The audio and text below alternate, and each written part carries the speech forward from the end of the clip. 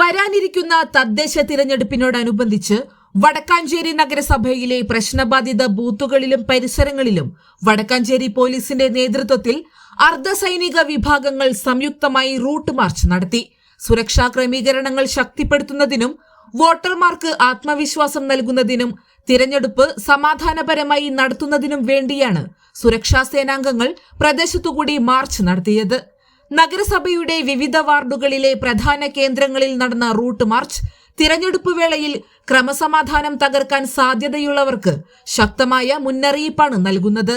മുതിർന്ന പോലീസ് ഉദ്യോഗസ്ഥരുടെ നേതൃത്വത്തിൽ നടന്ന റൂട്ട് മാർച്ചിൽ നിരവധി പോലീസ് ഉദ്യോഗസ്ഥരും അർദ്ധസൈനിക വിഭാഗം അംഗങ്ങളും പങ്കെടുത്തു.